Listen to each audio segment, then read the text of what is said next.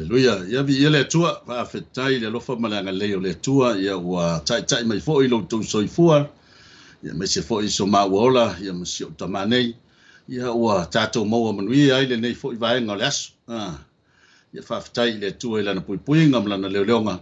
Ia o fa pe ona ia le tato tunu i fe fo mga wenga tiu mafai vai pe na masani ai. Ia le wa tato mo fo i felo inga i lungo pe ngalo le ia.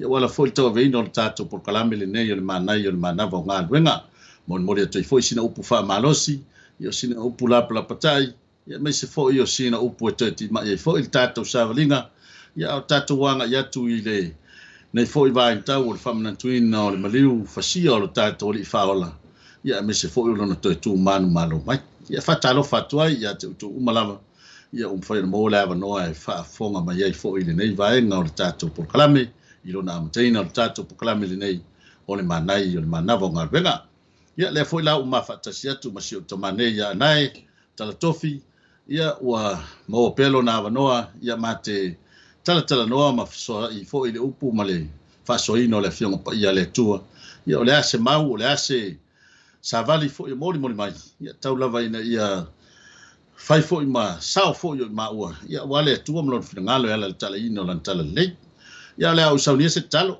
foi le tatou talo wala udia le nganga pa ia e whauina le tatou mafutanga e puna ili ne fiafi matou whafutaia o elo matou tua le tua le tama le alo ma le nganga pa ia we tai mai lo matou ola ia ua maua manuia i fo ile nei vaenga o le aso tai lau puipuinga i le ola ma le malosi tai lau whaamalolonga i o matou tino tai au whamanianga ma lau whaasoa le ia i titonu na i o matou ainga whaftai le mafutanga lilo lo nganga pa ia vi ia la o fio whaftai fo i lau au angelu o lo whiawhioa i leo lau whanau whaatutua i so se mea o whio ia i o lātou tofi ma ngā ruenga wa e walawina ai ia le nei tu la lo mātou tamai mātou te whatangi lava i mafutanga lilo lo nganga pa ia whau la maa ua nei polokalame me se fo i lunga o le ala ata e pe ona moli atuai i lau savali talo ia o e tama ia whaamanuia le halo lau savali le ne fiafi o i fo inisi o le amoa wanoa e whaafonga ai ia le teimi nei po se teimi e whaafonga ai le nei savali ia whailawa manu tau whaima whaamanuianga i o lātou loto le moli ato lau whionga pa ia whaamangalo fo ini o mātou whale tonu i lungo lau fio ia o mātou talo e wala ia Yesu Keriso lo mātou li whaola o lana swafo o mātou ole toi nei amene ya taro fat voi lo fiona anai malole fa malosi me fo tapo kalame ne fiaf ya taro para lo suwa le ya wa ma yo malo taro fat voi le suwa le fa fiam au tu ye le por kalame so no faltuamos mal no foalo malo Naga le tuam fa mania tu moia. Ia leli. Ia fa tailo molo wanga do. Ia, fa tai tolu le la. Aleluia. La su tapesi. Ia. Matai fo le ta sa vali fo le moli ne fiaf.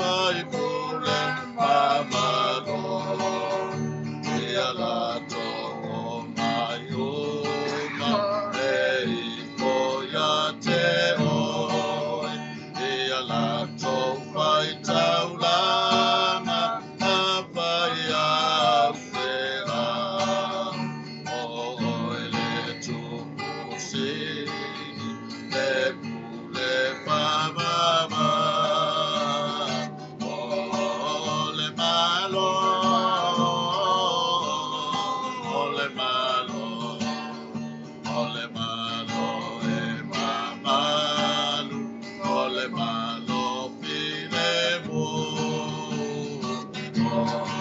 ole malo, ole malo, ole malo e mamalu, ole malo file mo. Ya, ya leli. Tai leli yo. Mo pele. Si leo e pese yo no biga. Nai. Ya ale nei tula. Ya la tato watu fo imosina upu. Fai fo sina upu fa malo si mo tato le ne fiaf. Ole tato tusi ya le tauloto la fo o masani ya tato. Tusi le na le Yohane tolu. Ya pol fa evangelia Yohane. Ilona mta petolu ya lona fa yupu se fulu mareono. Tusi wa masani ya ila fa tau.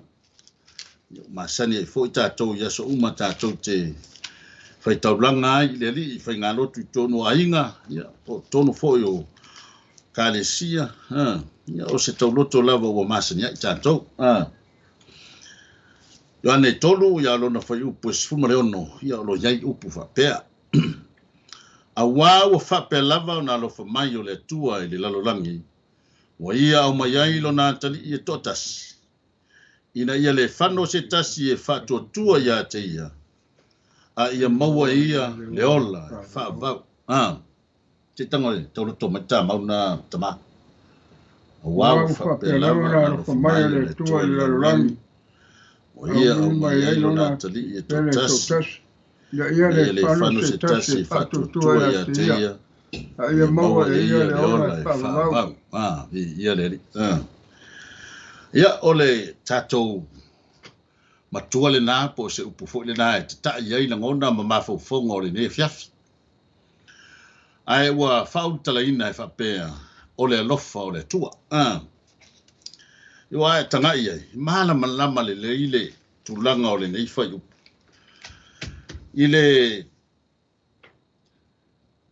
termino pa uol tangata ile hanga sala yo le taimile na toe toma natu ai le tua o toe fia mafuta le tua ile tangata ona waru ese mai le tangata ile mamalu le tua e pe ona la mafuta ai taimi uma sa siasi mai le tua mataltala no ya atamu nda fe ona ta o mai fo le tato tu se kenese taimi wa siasi mai le tua taimi masani ia siasi mai le tua ya atamu ya au fate ia le tua wale peo le taimi masani ia ile la felo inga ma atamu fe sili leo le tua atamu o feo ye oi o fe sili la le na le o tai mai o mai taimi nei le o toi sa ili mai le tua ya te taua mo toi sa ili mai le tua ya te oi ma o tangata nga sala o toi fia mafuta le tua ila na tangata na fai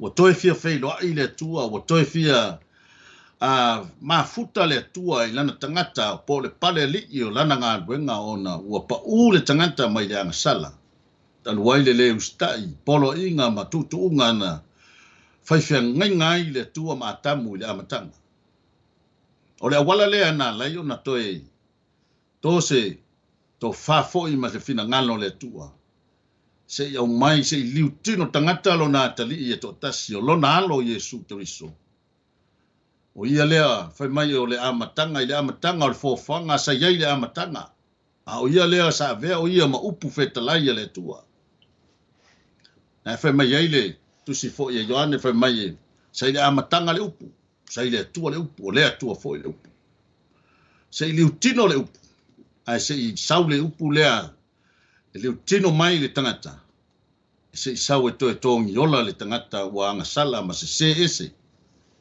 ona o le hamio le tonu ia le pe ona ia le tatou mau le nei afiafi o le mau o toe sa ili mai le tua ia te oe ma o toe sa ili mai le tua se i toe avatu le tangata lea la te mafuta o le tangata sa faa uo ia le tua le pale li i hona ngā ruenga e pangalea ua esel tangata ua motu sia la mafutanga o no le angasala.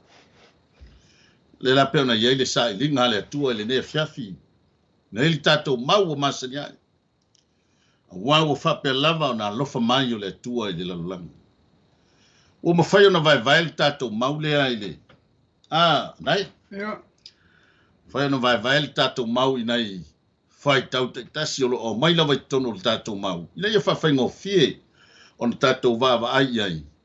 I le sina sa vali fo mo tātou. I le vaenga mua. Wa mawhai o na o whai ngoina ma wha audu tara ina wa pēa. O le alofa le whaatua o ia o le atua. O le alofa le whaatua o ia o le atua. Nā alo iei le whai tau mua e whapea, a wā ua whapea lava o nā alofa mai o le atua i le lalolangi. O le alofa le whaatua o ia le o le atua. Ia le na mafua ai le au mai o le, o lo nā alo leo Yesu Keriso. Ai whai mai le tumu. O le mata upu, whai mai. O le alofa o le atua i le lalolangi. E leo tō pito mai le tātou le au mainga o le whaitau whapea a mea o le alofa o le atua i le tangata a mea tonu. O le alofa o le atua i le tangata whatuatua. E leo le au mai whaalawa i tele le alofa leo le atua. E entitles uma tangata uma e oe talia Yesu. Na e whai mai ai wā o whapea lava o na alofa mai o le atua i le lalolangi. O ia o mai ailo nā tali e tōtasi. O le alofa le whaatua o ia leo le atua. Atama, le asa whaasoa i le amatanga o tamtau. Awitai a mōna tau whaamālama mai o le tā upu. E se le mānei o le tatu ma tā upu nei ato. O le alofa o le atua i le whaatua o ia. Ia le alofa nā le atua i le whaatua o ia. Nana awina mailo na alpele lave to tasi o Yesu Kiriso. Na ia le whano se tasi e whatutua e ate ia e maua le ola whawau. O nana whatino mai ele lofa o le tua e ate tātou. Awina mailo na alpele lave to tasi. E lave ai maile tangata maile au sala. Le lofa na le whatua o ia o le tua. E lofa mai pele atua ia te tātou. Hau tātou. Tumu tātou le rea alo lofa i tātou tua. Amen. Hau toi a wina mailo na alo pele lava tō tasi. Le lofa na le whatua o ia o le tua. Ana le lofa le tua. E le a wina mailo na alo pele lava tō tasi toi lawe ai mai tātou mai leo tala. Amen. Lau nā yoilo e tātou mo tā upu. Amen. A whaafitai a mauro ua noa. Lau sunga al tai. Ma lofa tai. Ia nai manino le lei. O le lofa le whaatua o ia le nao le atua. O lo ta ua le Roma e valu ala na mta alo na whai upu e torsu valu ma torsu iwa. Le lofa le whaatua o ia o le atua. Nai whapelo na whaitawina. A wawa o Mount Noa. E le mawhai e le oti po le ola. Po o angelu, po o lii, po o e malolosi. Po o mea i nei ona po o mea atali. Po o le mawalunga, po o le loloto, po o se tasi mea na whaia, e le ma whaia ia mea. O na whaatea ese ina mai i tātou i le lofo le tua, o loo ia Keriso Yesu lo tātou li. Hallelujah. I le tele o nei vaenga ese ua tō malaulawina ele apostolo Paulo ele tusi le a Roma. Nai whai mai ua le mawhai la vai nei mea tele, pe o na laulawina. O na ave sea i tātou mai le lofa siri ese o le atua. Ai o le lau lunga o le lofa o le atua i le tangata. E mafua mai. Ona o Keriso Yesu. Loro winga tātou wawai le ata lea. O le alofa o le atua i lo na alo Yesu Keriso. Lea lai o na alofa o na maua i tātou le ola. Ai whai mai o le loto leo le alofa o le atua. Wa le ma whai lawa nei me uma. Whai mai ua o mauti noa e le mawhaia le oti. O wheo iei le malosi le oti. Ana whape iei se malosi le oti e le te tū mai Yesu na iei oti. Hallelujah. Ai o le malosi le o le alofa o le atua. Na toi whatuina mai iei Yesu na iei oti. O wheo iei le malosi o le tunga mau. O wheo iei le tui o le tunga mau. Le tui o le oti. Hallelujah. Le oti o wheo iei lo tui le nai tala noa fo iei Paulo. Tunga mau o wheo iei lo manu malo. Wa whato i la loina e Yesu Keriso. Ia le oti mane tunga mau. Ina ia whatau nuu le mana onga o le atua. Ina ia whaola ina le tangata ang sala. E le mawhaia le oti po le ola, po angelu, po li. Po e malolosi, po mea ine yona po.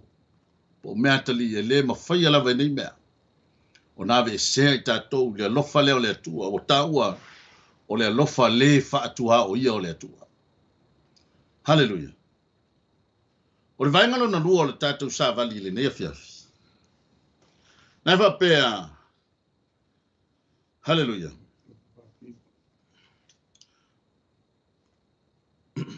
O le alofa whaatino. O le alofa whaatino o le atua. Nā lo maua mai le whaitaulo na lua o le tātou matua. Wa ia au mai ai lo nā tali i e tōtasi. O le alofa whaatino. Lora winga. E le sia o ngā tātou te pisa ai, tātou te alofa ia te ai, tātou te alofa ia te ai. Ia e le sia whaatinonga. Pei lawa fo i o le tamā, fo i le lo nā tali. Se i o mua watu lau rus futala. Fiu ko mai tiki, umal vai aso tongi le asa tupe. Ali. Anai? Whape nā ese le alofa o le tua. Ese le alofa wha mātua. E iei taimi e se ai tātou. Tātou te le whaia meo lo tātou. Polo misi ai o tātou taito lua, tātou whanau. O e tātou te alofa iai. Nai, o le asa whasoa i le vaina. Le alofa whatino. E o ngā tele whatino le alofa. Kai lawa. A wai pe ana lo fa yatu. Le lo fa na le tu le wina mai lo na lo pe le lava to tas. Le fa pe na manu le tu lo na lo pe le lava to tas. Ben. Na wina mai ya la ve ta to mai le sala. Le lo fa na le fa ti lo le tu. Te le ngese lo to sa te va ve lo na lo fa mo ta to la ta ta fai. Le lo fa na le fa ti lo le tu. O ana wala tātou a mioa le tau i whingangalo le tua. Pēna tātou iai nei se fuanga le tu wau. Au le tātou i loa pēna le anga le mai o le tua mo tātou. O ana wala mio pio mau se fai. E leo tu la fo ina o le tua. Ai anga sala nei e te talo ngā nei. Le tua wha mangalo mai au tangata wang sala. Nā te loa ai le lofa whaatino le tua ia oe. Se ua inga misi au whanau. Whape nā le lofa o le tua i le mawai mo tātou. Hallelujah. Te ona sauno ai le tai. Sunga le ia wao ia vai onga. Mo tātou mo tā upu. Amen. Wana le ege lofa o le tua. Ia tātou te pā ua tua le leanga, tātou te le toi maua le ola e whawau. Amen. Ma se manuia mai le tua. Amen. Unu tā te whiwa te talo. Le amore po, e le alofa mai lava le tua e ati tātou. Ua hoi tātou te uloa. Tātou te iloa, o tātou le alo lofa i le tua. O tātou soli peano polo inga mana tū la fono. Tātou te leo sava wali ai. Alo tātou tau sisi pēr, tātou whemai, tātou te whātou tua i le tua ai le ai. O la wanga tātou i le ai. O lo tātou soli peano polo inga mana tū la fono. La vei mai tātou mai le sala. Ke pēr na o la fsoso ansa tau suma tai tai amalo wanoa. Ia, whaftai, malor whasoa nei. E moni mo whamaoni le whamatalanga. E le I whapea na o na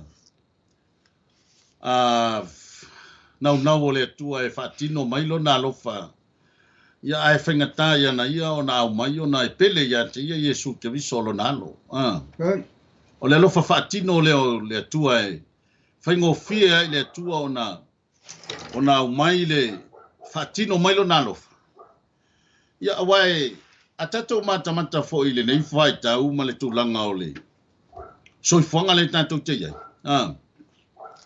E moni le. E le mawhai on tātou whai tau ina le alofa o le atua i tono o tātou ai. O lana wha malo longa i tono o tātou aina. O lana puipuinga. O lana leo leonga. O ana wha manuyanga wa le mawhai tau lia. O le mawhai tau lia le tele o mea o lo whaatino e le atua lo na alofa i tono o tātou aina. Hallelujah. Le ulu fafo ma le ulu fale. Whaingo fie ai le vai. Ai o lo iai le awa ngelu o le atua o lo fea fioa i leo.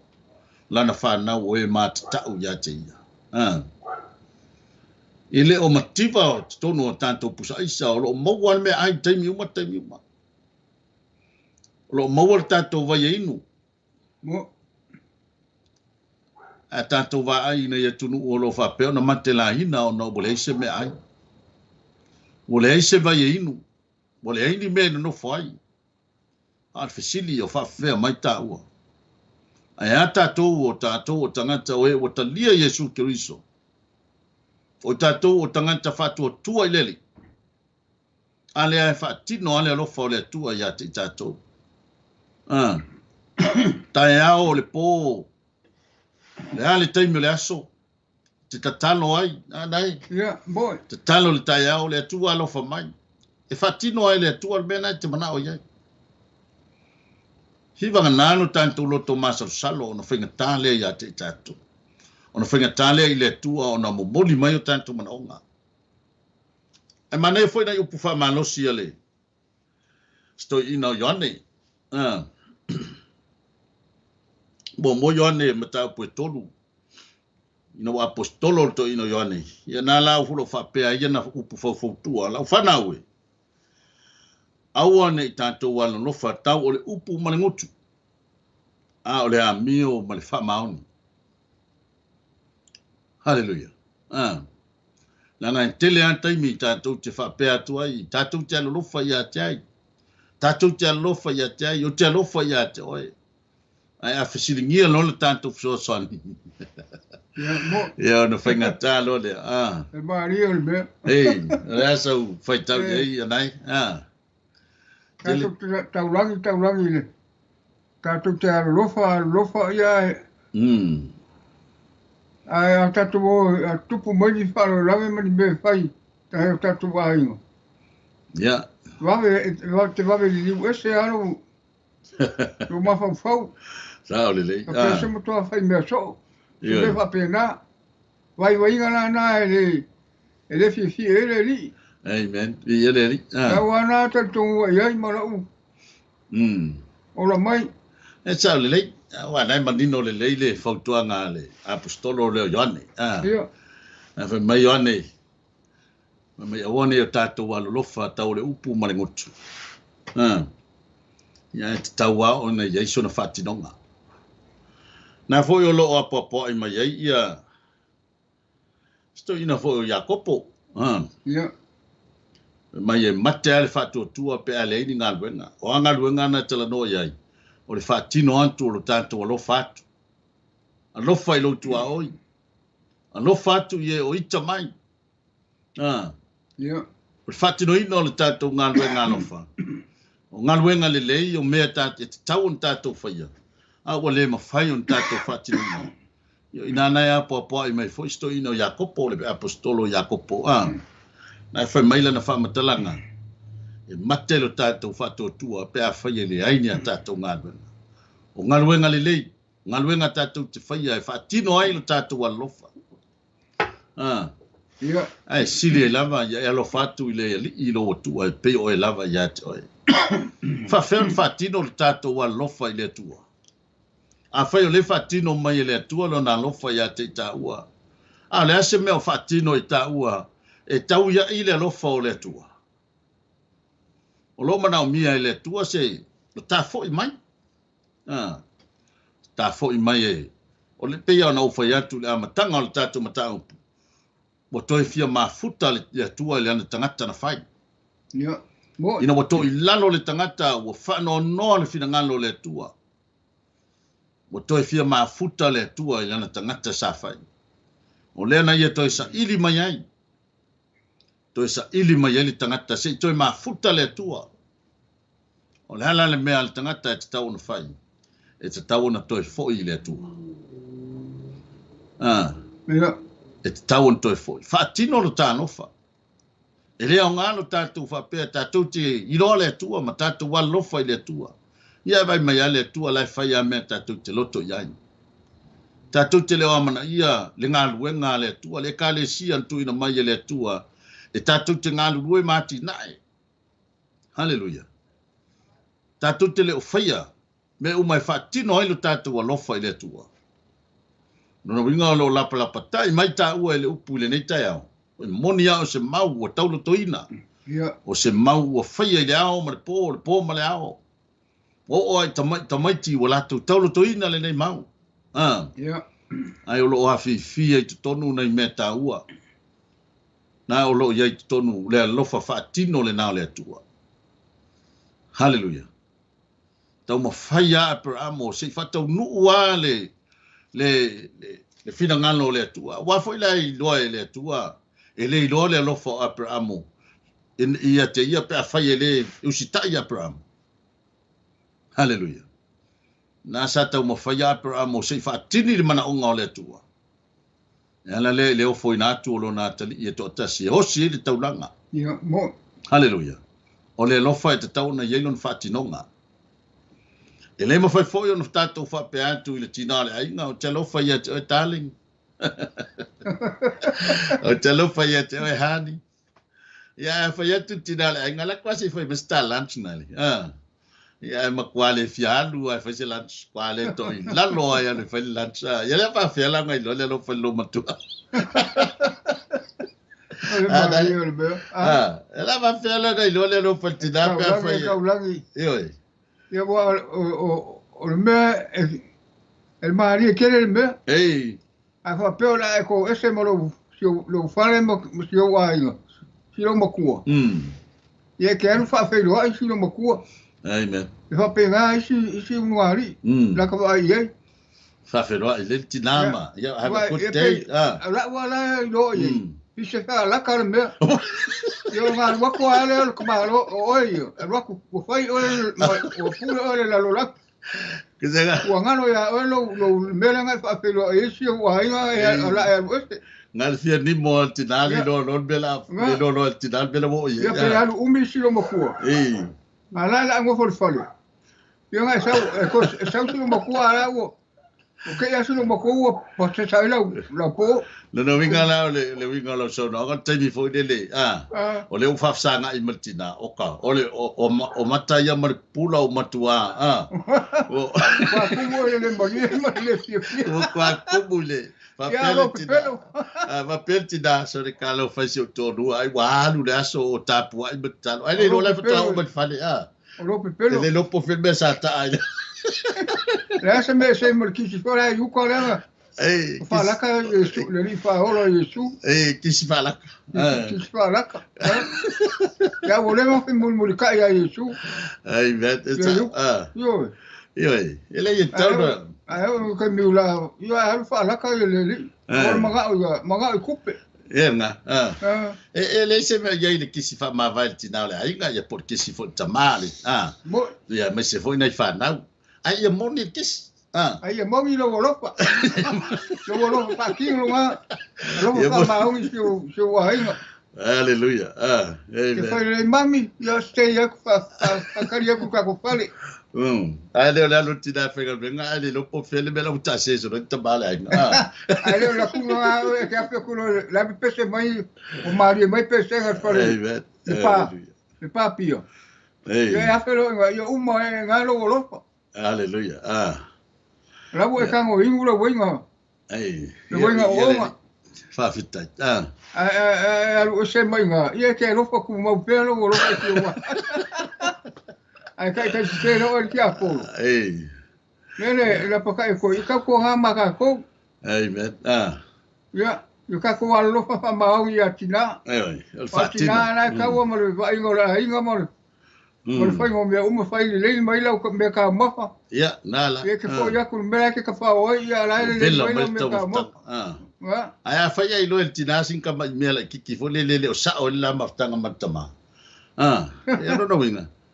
E fiwe, e lua kun fale, e la kwanga i koe whelanga mea kausa. E se mahali o le mea. Ai le le, e au na peo na whai mai le, tātou tusi whai tau, whai mai i al tala i sto ino Ioane le apostolo, au ane i tātou alofa tau le upu marengutu. Ai, au le a mio ma le whama auni. Ia le, o nai, whe au manai, whama natu, e le au ia e lau puata ma whainga. Tātou po kalame le manai o le manawa o ngā duenga, peo na ele nea fiafi. Ia le vaenga na lona lua le na le tātou sa vali nea fiafi. Vaenga lona tonu, o le lofa whama ngalo. Le lofa whama ngalo le atua. Oka se tua i nā lofa. Whai mai le isi whai taule nā le tātou loa vea ma isi, ma le loa vea fo i ma whaautu i eile fo i vaenga o sa vali. Ina ia le whano se tasi e whatua tua i ate ia. E lua vaenga tā ua na iei. O le whano ma le tangata e whatua tua i Yesu Keriso. E tā ua tele po le alava le au mai o Yesu Keriso. Ai a whai e le talia e le lalolang. E le ma whai lava o na whaola ina tā ua.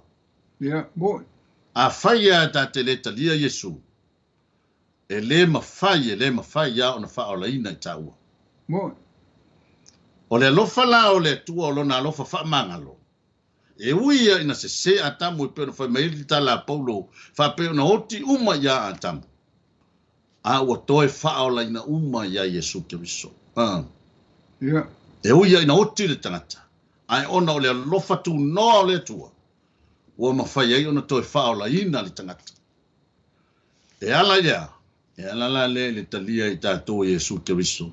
E vea malii ma o tātou whaola. O le au tūla o le fio mai o Yesu Keriso lalolangi. E ao le lalolangi o na talia o ia. A whai tātou te le talia Yesu Keriso. E ui lava. Na alofa mai le tua i le lalolangi atoa.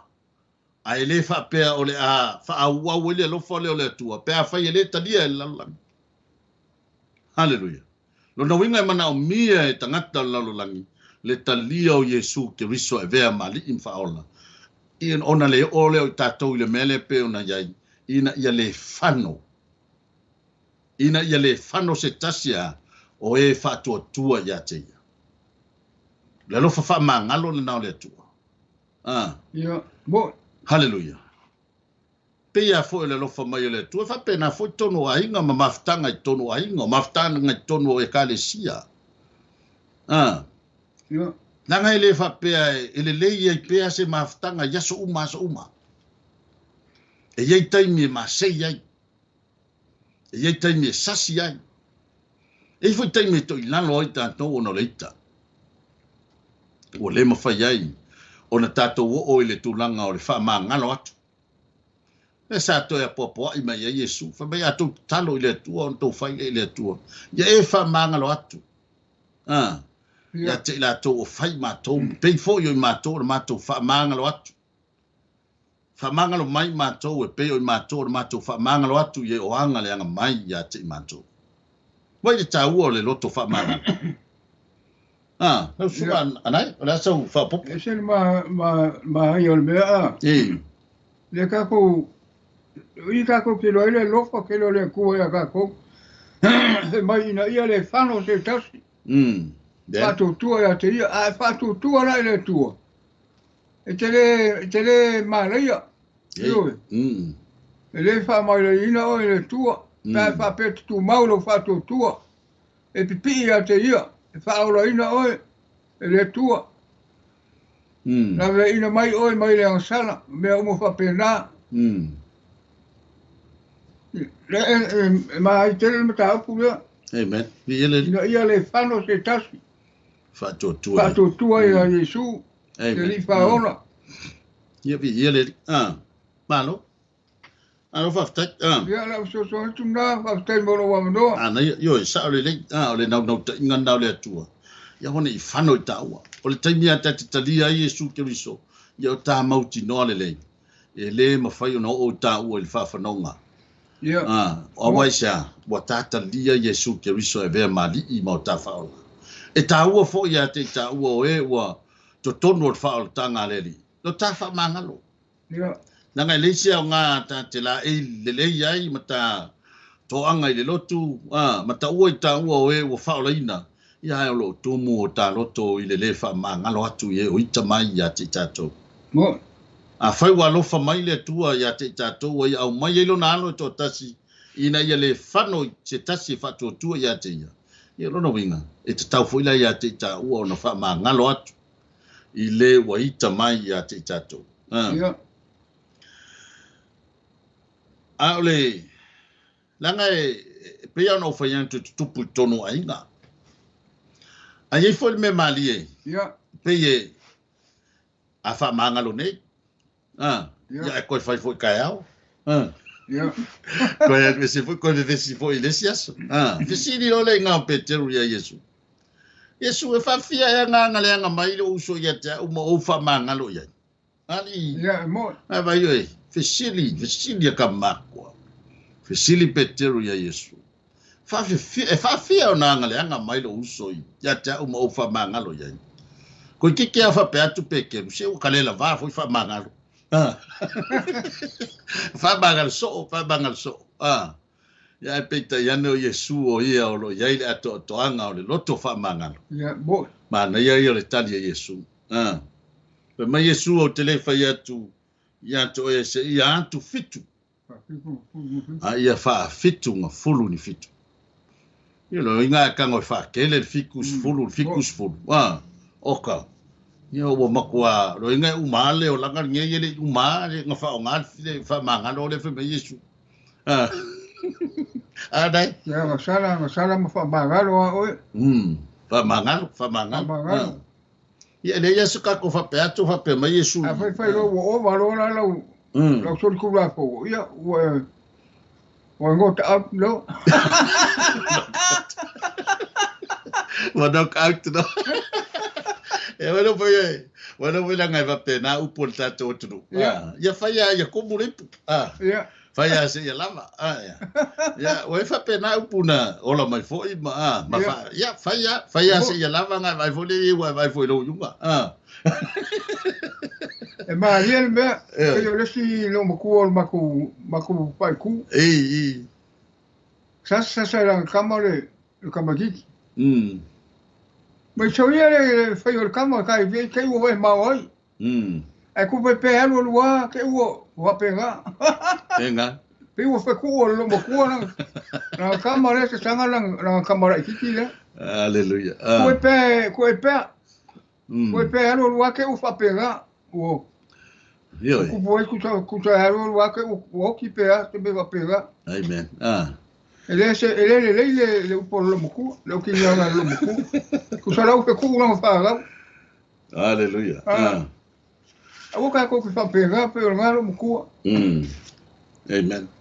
Ia vi ele fa pena langa o langona le tino le nei tanto te ia. Ia te mi e fa pe we have enough. O pe we had enough. Wa lava. Walava wa le ko fia fa mangalo fo ye. Gago fai so fatinga fai so ya le wo fa mangalo ya ke ku so bol ben fai. Ai ke fo wa ma fo le sikot va ya so fo ko fai fo.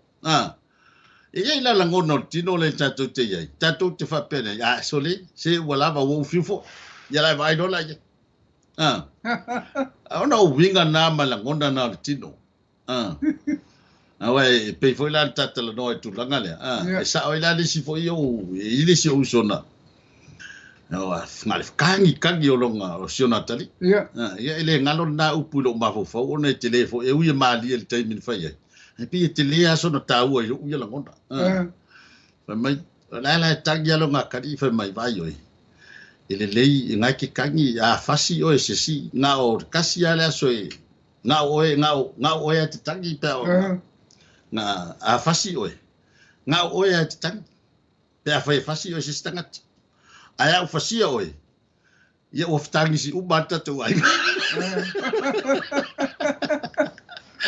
vai ele leila le leila tato fa bangalo manuele yo o mai le to asao le tu ya tato e fa sala tato ya ona ftangi si umale o tangata pe fa u fa no ina tau e fa u fa mangalo tau ele tu ono Yesu Kristo ia lona winga tau fo ia te tau ona ta fa mangalo atu ye wanga le ngamai pe no foi mai tu se efeso e fa no foi poto su malua ia o to feanga le ia ia fe muti vale ai lo o to lofa ia fe fa mangalo ai o to fa pei ona fa mangalo ina o to wele atua ia ke riso Yesu vai yo o le lo roto le na le fa mangalo nga le atua ia te tau por le halta se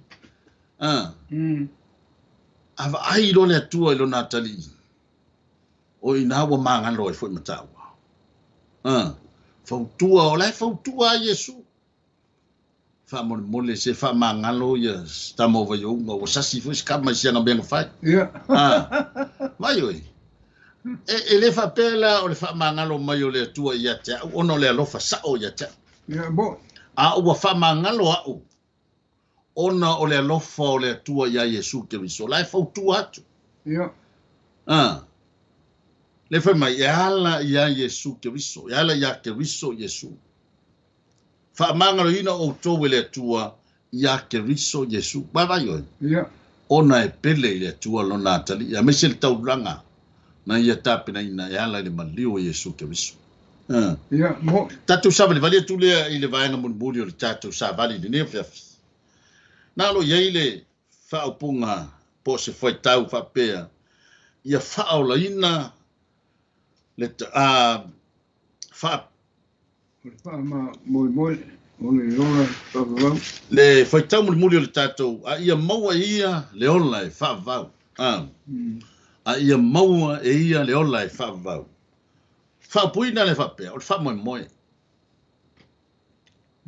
o fa moi a toa o le o mainga Yesu ele tu o lona ano e totas e maliu tongi ola fa ola le tangata ina ia maua e tatou le ola e fa va o fa moi le na o fa moi le na le tua na ia au mai e lona tali e totas wa umon ta pena le ola e fa va ale no fa mai Yesu ilo na so ana fa pele ai se men no foi auto se manu o walu sauni se men no foi auto ai wa umala na sauni na paule mele fa talita to o le o ye to mo fa nga le o la fa va il fina ngalo na le tua a fai mo ai le o la fa va pe fa ile ni se talia fa tanga a Yesu Kristo a fai la mo ai le fa o tang le o la fa va pe a fai e to lalo tatou ma fano ai tatou le malaia ma ona o tatou le talia ina le fa o tanga na ia ta pena e ala ia Yesu Kristo o le fa mo e o le tatou savalinga fa Cristiano ma le tatou savalinga fa tanganta fa tua ia le tua ai meso Yesu Kristo o le ola e fa va haleluya le so fa so tama sai la mo lo wa do e sel mana ia fa yunga kasi asi o fai bula te pia tau tala i ele o tamatau o rola fa va ia wa a le tu mau le tua e te fiu sa i le ola fa va te le mau e pi mau le li ma lo fa ma oni le tua pe ona wina mai lona alo pele lava e tu tasi na ia le fano se tasi fa tu tua ia te ia mau e tatou le ola fa va le ola na fa va le tau si o ia tanga ta umo la langi La tau te fia maua. A whai la te rese mai eiri. Mai fia ngalo le tua. Ia te fio sa eiri te le maua le ola whawau. Yeah, amen. O launa lo iei ma launa tau tonga iei. Mai una whaktai lama lo wawanoa. Ia leri. Sa Tua leri ia wau. Anga te ao ngā, ole ki o le alu le ola i whaavau. O tatou tali o Yesu Kiriso a vea mari i whaola. Nā. Ole ki le nā o le alu le ola i whaavau. Po le alava lo tatou tā whao le nei o langa ma whaia mea tatou te loto iai. Ai a whaia o mai le wala au e le italia ina i tā ua Yesu Kiriso a vea mari i whaola.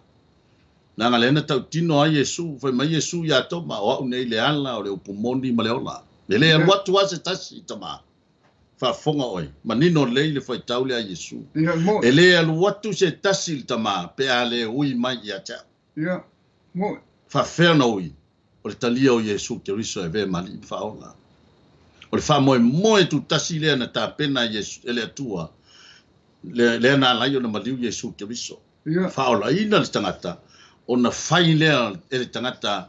O le na whai lea mo le tangata. O le ola e whaavavau. Mo na sao nia ele atua mo tātou. Whamaritu sia Roma ia le apostolo Paulo ia Roma i 5 foi porusu tasi. Hallelujah. O le nei e pei o na manlo le anga sala e o le oti. Whape foi o na manlo o le lofa tu noa. E le ami o tonu. E o i le ola e whaavau. I lo tātou wali o Yesu Kiriso. Ai. E a fifia me uma nei i le lofa tu no le tua. E ala mai ia Yesu Kiriso. Hallelujah. Peia o na manlo le oti. Oia le. Na manlo le anga sala le na le no oti le tangata. E whape na uma le manu manlo le tangata le lofa tu no. Ina ua whaalia le ami o tonu le tua. Ua ia au mai ia Yesu Kiriso. E a vea mali i mawhaola le lalolangi. Ia. I le Roma ono fai polosu tolu o lo ini upu whapea. A ua o le oti o le totongi lea o le anasala. A o le ola e whapavau. O le mea fua ina mai lea e le atua. I lo tātou wali o Kiriso Yesu. Ia. Badino le le. Ua whaia e le atua le ola e whapavau.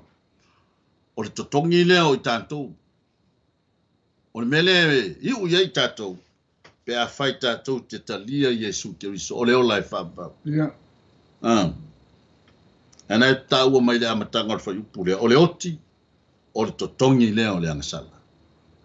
O lo tala noa i le oti lea. Le oti mua o le tangata. Ia. Ma le oti whaalua o le tangata. Whai mai le tala e peo na masani ai. E le leile tasi o le oti. Lava le oti le tino. Ai whaola ina le nganga. Ai a whape oti le tino to oti ma le nganga. Ia tā nofa. So mai le au soe o le mwhai na maua i tā o le ola e whaapau. Le ungani le manai o le manavo ngā luenga le nei vaenga le fiafi. Ia. O le Ioane le tolu o le na whai upu suma le ono e peo na whai ele tātou mata upu ma tātou le sona o le nei a fiafi. E le wana o se tauloto.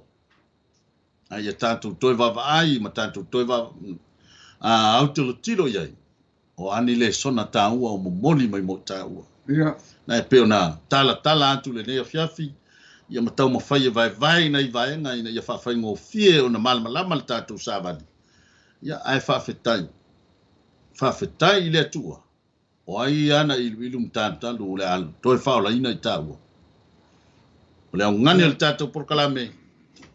Talia o Yesu Kiriso wana o ia lama. Tātou te sauwha ngā i le ola e whaabau. Ia. Mo. Ia ai. O le tātou mata upu nā i lea fiafi. Ai. E sisi au whasoa. Nai manue le i. Usuata pese muri. Ei. Kai lama mo lo ngoa e whakai. Ia le. Ia la. Uma e sa ngor. Kai umor ka maka up.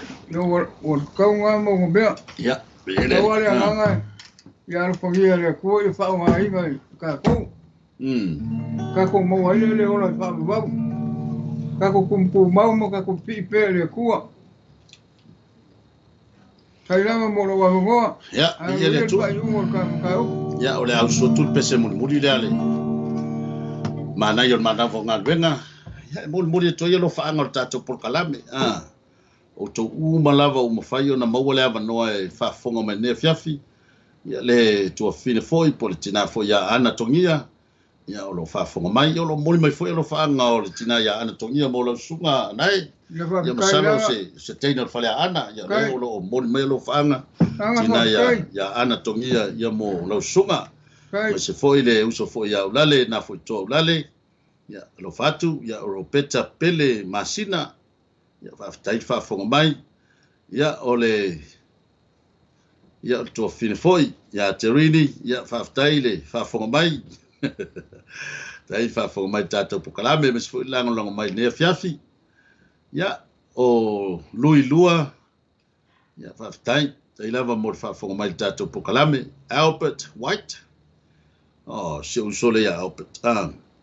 ya malo Albert ya yeleli fa tai fa fonga mai tato pokalame ne fiafi lo tele lava mo ya nende ile mo watu ya swafa fo yo nisi lo fa pe no fa fonga mai ya wa to tele ila to lo fa pe na tala no mai sa fa longo mai pokalame fa fitai mai fo mo pokalame ya ele mo fa no ko meni mai ya mo moli to lo fanga o le mesidi mataua o lo fa fonga mai o le o antu le sa vali ya oi ya mai fa fonga ya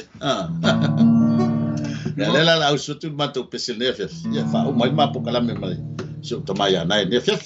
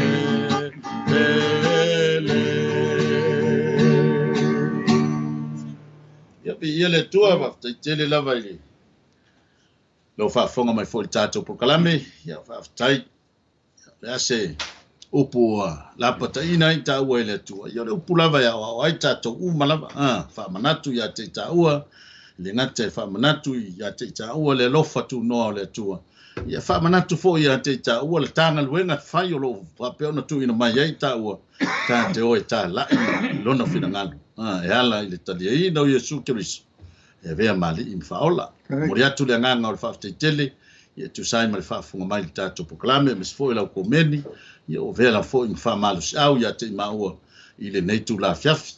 Ia ae o le nei fiafi, ia o le awha mai al tātou poklame le talo, ia on tātou whatou whai lea. Whafteitele tamavi, ia lava lau fio, mwhai o le whai wina le savali e pena tā pena iai, le nei fo i tu la fiafi e whaima, se manai o le manawa o ngā luenga, ia o whai wina fo i ngā luenga lau whanau, le ori ma le fia ma ia te oe, ia vela upu, whai lava lea le atua o se upu e wha malu sai, e wha malu sia ai le o langa o ono le tangata, ia mai se fo i e toi ti mata ai o mātou ola o ona i lau fio, o mātou te talo, ia wha manuia lau whanau, i whiawa inga o le nea fiafi, mai ngā luenga e o atu i whale, ia po whale fo i tono whale whai ngā luenga, poi malabea i lau fio i mātou umalama. So se mea o mātou no nofo ai, ia malu lava awa lofo o lau fio i lunga ia te i mātou, whamanui fo ia te i mau nei, mali se o te mane ia anai, ia maua pēlau whamalo longa i lona tino, a mese lona mafau, lona loto, malona nganga, ia au nai ia te oe, whamanui fo i le tua, i le au nanga le Global Kingdom TV channel, ia le au ona fo ia Mike Bretta, a mese fo i le whaletua ma le ainga, po la malau e kalisia, ia i manuia o lau fio le nefiaf. O ini si umnau mia lau soasani u mātou whatonga i le mana o le swafo i Jesu Keriso. Whamanuia atu i a te inato. Tu mau i a te oele vi inga, whamanu ma le whanetanga nei maso o mai o i whavau. Ono Jesu Keriso lo mātou li, mo mātou whaola o mātou te talo to nei. Amene. Amene.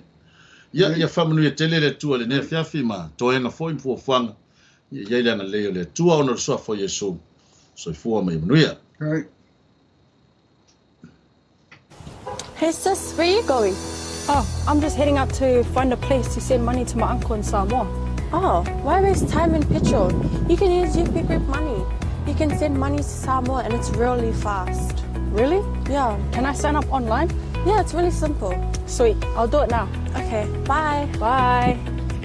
Sending money to your loved ones in Samoa has never been easier with the UP Group Money Transfer. Our service allows you to transfer money quickly and securely from the comfort of your home or anywhere in New Zealand. Your family and friends can conveniently pick up the money from over 40 villages across the Polo and Savai'i. No matter where they are, we've got you covered. Our user-friendly online platform makes sending money a breeze. Just visit www.upgroupmoney.com. Sign up and start sending money in minutes. We're here to help. If you have any questions or need assistance with signing up or sending money, please don't hesitate to contact our friendly support team at 09558 2896 or 0800 877 328, or visit us in the office at 6/22 Station Road, Otahuhu, Auckland 1062. Experience the ease and reliability of UP Group Money Transfer today. Your family and friends in Samoa are just a few clicks away from receiving your support. Visit www.upgroupmoney.com now to get started.